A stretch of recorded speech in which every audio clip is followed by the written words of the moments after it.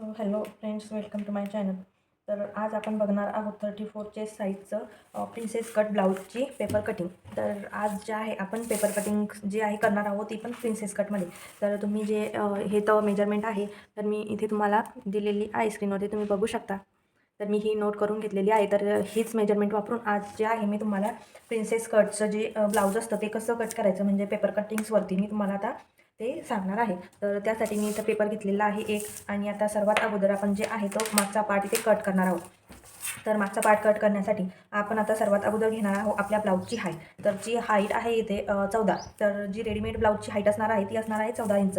आणि आपण नेहमी आपले जे शोल्डरच्या बाजूने 1/2 इंच आणि खालच्या जे बाजूने पट्टी फोल्ड करतो ते धरून आपण 1 इंच एक्स्ट्रा जी आहे ते घेत असतो. तर ते पूर्ण जे आहे ते आपली 15 इंचाची हाईट तयार होते, म्हणजे जी बनवून आपली 14 इंचावरती येते. आता ही जी आहे ही झाली आपली वेस्ट लाईन. तर वेस्ट लाईनवरती आपलं जे ही वेस्टचं मेजरमेंट आहे, म्हणजे आपली जी वेस्ट आहे ती आहे इथे 30 इंचाची. तर 30 इंचाचा जो चौथा भाग येतो तो येतो 7.5 इंच.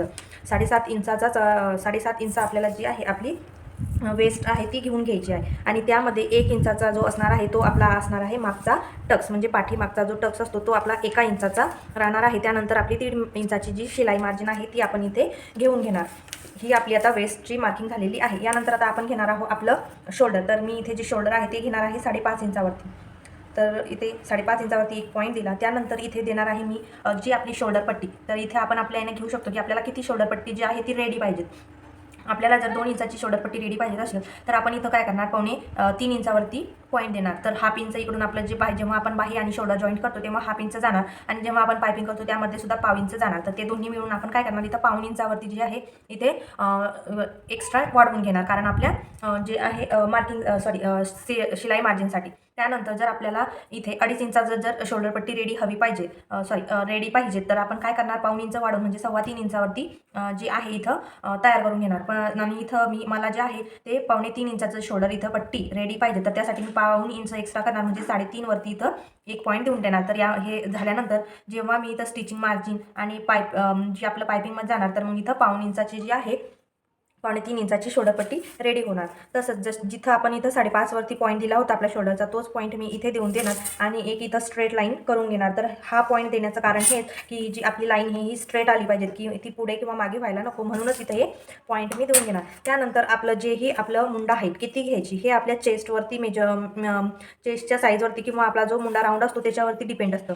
तर आता आपण इथं 5.6 वरती जे मुंड्याचं हाईट आहे ते घेणार. तर ही जी आहे ती मी इथे स्ट्रेट लाईन करून घेते. त्यानंतर जे ही आपलं चेस्ट आहे, तर इथं चेस्ट आहे आपलं 34 इंच, तर त्याचा चौथा भाग येतो आपला 8.5 इंच. तर त्या 8.5 इंचाचा इथे मी एक पॉईंट दिला. त्यानंतर 1.5 इंचाचा सुद्धा इथे एक पॉईंट दिला. तर यानंतर आपण देणार आपल्या मुंड्याचा आकार. तर मुंड्याचा आकार देण्यासाठी या जो आपला चौकोनाचा एक पॉईंट आलेला आहे तिथपासून आपण 1 इंचापर्यंत एक पॉईंट घेणार. त्यानंतर जो आपण मुंडा इथे मुंड्याची हाईट दिलेली आहे त्याचा आपण अर्ध करणार, आणि त्यापासून हा पॉईंट मिळवत इथपर्यंत असा गोलाकारमध्ये इथं आपण शेप देऊन देणार. तर हा होणार आपला मुंड्याचा आकार. तर आपण हा आकार इथे मोजून बघू की आपला हा किती येतो. तर हा जो आकार आहे आपला 8ला फक्त एक लाईन हा इथे आला आहे. तर आपलं जे मुंडा आहे तो आहे 7.5 इंचाचा. तर 1/2 इंच जे आहे आपलं इथं मार्जिनमध्ये चालल्या जाणार आहे. तर त्यामुळे जो आहे आपला मुंडा थोडासा एका लाईननं जो आहे तो कमी भरत आहे. तर त्यासाठी आपल्याला काय करायचं, मग आपला मुंडा हा पॅक व्हायला नको, कारण जर आपण जर इथं एकदम फिट्ट केलं तर जे कस्टमर आहे त्यांना थोडासा प्रॉब्लेम येऊ शकतो. तर मग मी जितकं आपण फक्त 6 इंचावरती मुंडा घ्यायचा, तर मी 6 इंचावरती घेते. पण तुम्हाला दाखवण्यासाठी, तुम्हाला समजून सांगण्यासाठीच मी इथं फक्त 5.6 वरती जो मुंडा आहे तो घेतला होता. तर इथे जे आहे 6 वरती आपला मुंडा जो आहे तो घेऊन घ्यायचा. त्यानंतर 1 इंचावरती एक पॉईंट द्यायचा.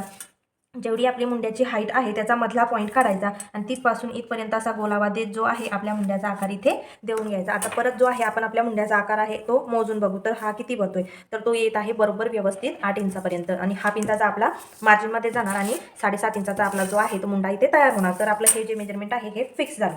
त्यानंतर जे आहे मी मागच्या गळ्याचा आकार इथे देणार हाईट. तर मागचा गळा जो आहे इथं आपला आहे 9 इंच. तर त्यामध्ये मी 1/2 इंच एक्स्ट्रा घेऊन 9.10 वरती इथं काय करणार, एक पॉईंट देणार, आणि इथं एक जे आहे एक सरळ लाईन इथं मारून घेणार. ही सरळ लाईन मारणं झाल्यानंतर याच लाईनवरती आपल्याला जेवढ्या या मुंड्याची रुंदी घ्यायची आहे, म्हणजे जेवढा आपल्याला अफाट किंवा मेळता गळा पाहिजे त्यानुसार आपण आपलं जे या गळ्याची जी रुंदी आहे ती घ्यायची आहे. तर मी इथे नॉर्मली फक्त 3.25 इंचावरती जी गळ्याची रुंदी आहे ती घेऊन घेणार, कारण याने काय होतं, जेवढी आपल्याला लागते तेवढीच आपली जी म्हणजे जेवढी आपल्याला व्यवस्थितपणे मागचा गळा येईल तेवढीच मी इथे जी गळ्याची रुंदी आहे ती इथे देऊन घेणार. तर माझी 3.25 इंचावरती व्यवस्थित अशी गळाची रुंदी येते. तर त्यानंतर हा जो पॉईंट आहे तिथपासून आपल्याला 1 इंचावरती यायचं आणि जो गळ्याचा आपला आकार असतो त्याला शेप आपल्याला इथे देऊन घ्यायचा. तर बघू शकता आपला हा जो आहे गळाचा आकारसुद्धा इथे रेडी झालेला आहे. तर आता इथे जो आहे आपला गळा डीप आहे, 10 इंचापर्यंत आपला गळा गेलेला आहे, म्हणजे हा डीप आहे. तर आपला 10 जर डीप गळा असेल तर आपलं शोल्डर उतरणार हे 100% आहे. तर त्यासाठी काय करणार, आपलं शोल्डर गळू नये म्हणून आपण इथं हाफ इंचाचं जे आहे डाऊन देणार आणि इकडं देणार नाही. तर असा क्रॉसमध्ये आपण जी लाईन मारून घ्यायची आहे. तर तुम्ही बघू शकता. त्यानंतर आपली जी चेस्ट लाईन आणि वेस्ट लाईन आहे हे आपल्याला दोन्ही इथे जुळवून घ्यायच्या. तर इथे जे आहे ते आपल्या जे चेस्ट आणि वेस्टची लाईन आहे ती इथे जुळवून झालेली आहे. तर हा जो आहे आपला हा पाठीमागचा पार्ट आहे तो आता इथे मी कट करून घेणार.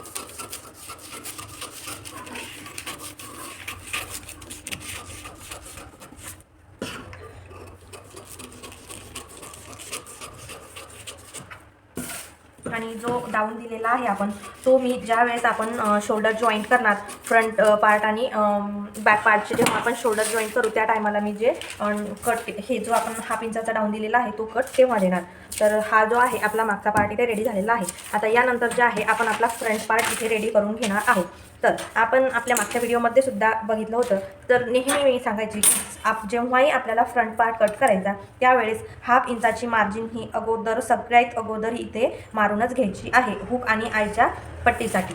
तर सर्वात पहिले हुक आणि आयच्या पट्टीसाठी इथे मी जी मार्जिन आहे ती ओढून घेतली. त्यानंतर आपलं जेही शोल्डर आहे मी मागच्या गळ्यासाठी 5.5 वरती शोल्डर जे आहे ते दिलं होतं. तर मी इथेही सुद्धा 5.5 इंचावरती जे आहे शोल्डर देणार आणि जेवढीही आपल्याला शोल्डर पट्टी आपण मागं घेतली होती तेवढीच शोल्डरची पट्टी जी आहे आपल्याला इथे समोर घेऊन घ्यायची आहे. कारण आपलं शोल्डर हे छोटं आणि मोठं व्हायला नको मागचं आणि पुढचं. तर त्यासाठी जेवढं आपण मागं घेऊ तेवढंच आपण समोरही घेऊ आणि 5.5 वरती इथूनच आपलं जे मेजरमेंट आहे ते घेऊन घेणार. आणि जी आपण मेजरमेंट घेऊ ही सगळी मेजरमेंट जी आपण हाफ इंच घेतलेला आहे ती सोडूनच इथं घेणार आहोत. त्यानंतर स्ट्रेट एक लाईन मारून घेणार. नंतर आपण इथे मुंड्याची हाईट घेणार. तर आपण मागच्या पार्ट कट करताना 5.25 वरती जी आहे मुंड्याची हाईट घेतलेली होती, पण आता ती आपली व्यवस्थित आलं नव्हतं, म्हणजे आपलं कमी पडलं होतं. तर त्यासाठी आपण काय करणार 6 इंचावरती जी आहे आपली जी मुंड्याची हाईट आहे ती घेऊन घेणार. नंतर एक स्ट्रेट लाईन मारून घेणार. त्यानंतर जे आहे आपल्याला पुढच्या मुंड्याचा आकार द्यायचा आहे. तर पुढच्या मुंड्याचा आकार देण्यासाठी आपण नेहमी हाफ इंच आत येतो आणि हाफ इंच आत येऊन जे आहे आपल्याला इथे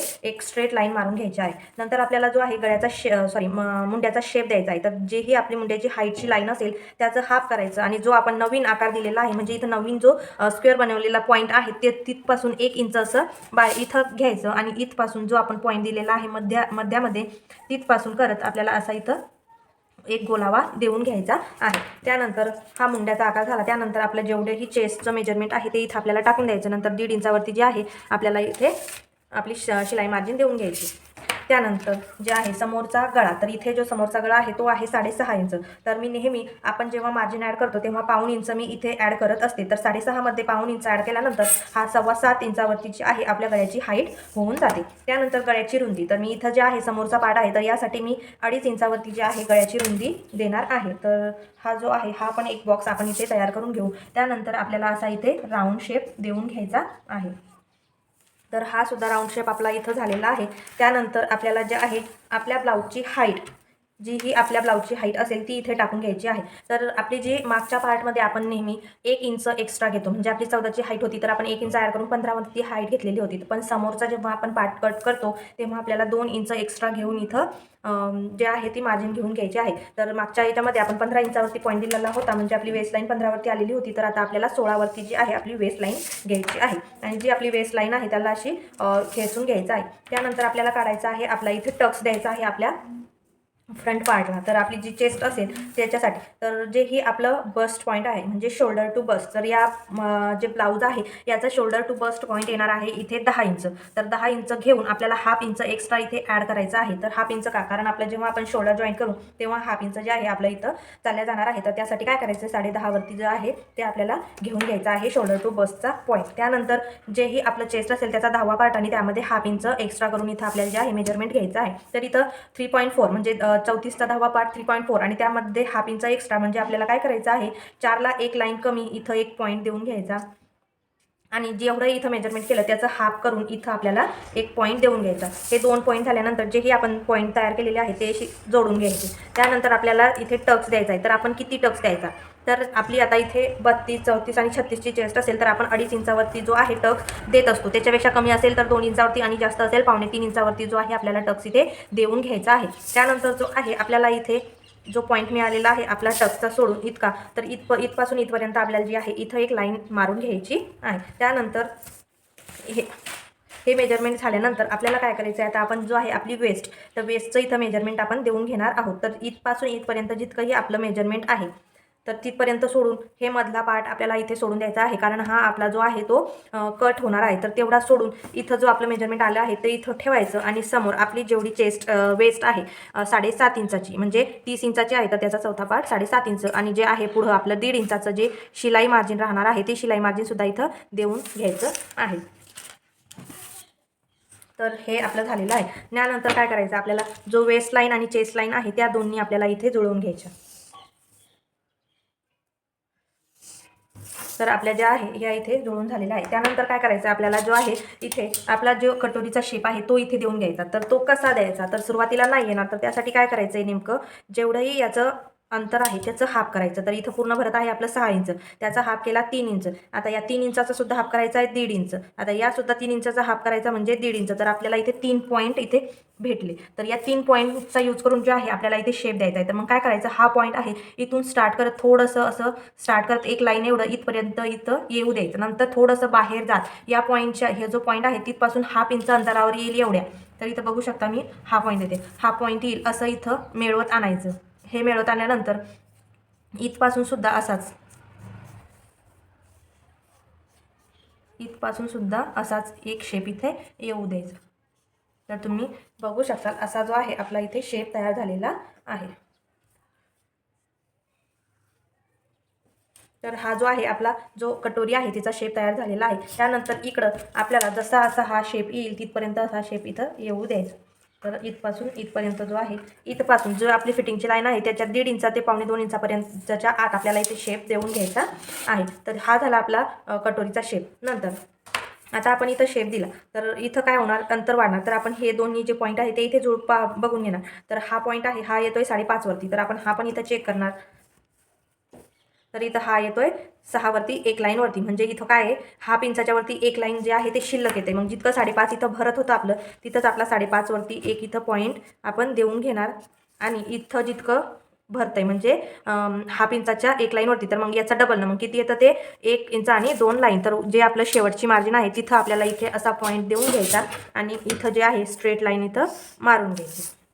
तर ही झाली आपली कटोरी आणि हा झाला फ्रंट पार्ट. नंतर आपण जेव्हा आपल्याला जॉईंट करू तर तेव्हा आपण इथं तर हाफ इंच घेतलेलं होतं, पण आपण इकडून अजून हाफ इंच ॲड केलेलं नाही. तर त्यासाठी आपल्याला काय करायचं, चेस्टच्या बाजूने सुद्धा हाफ इंच आणि वेस्टच्या बाजूने सुद्धा हाफ इंच, म्हणजे आपलं जेवढं मार्जिनमध्ये जाईल तेवढं यूज करत आपल्याला इथे हाफ इंच वाढून घ्यायचं आणि स्ट्रेट लाईन मारून घ्यायची. नंतर हे जे आहे आपलं फ्रंट पार्टचं झालेलं आहे कटिंग. त्यानंतर जे हुक आणि आईची पट्टी असते तिकडून आपल्याला 1.5 इंच वरती यायचं आणि तिरकस असा जो पॉईंट आहे तो इथे देऊन घ्यायचा. तर हा पॉईंट सुद्धा आपला देऊन झालेला आहे. यानंतर जे आहे आपल्याला जी फ्रंट पार्ट आहे त्याची कटिंग करून घ्यायची.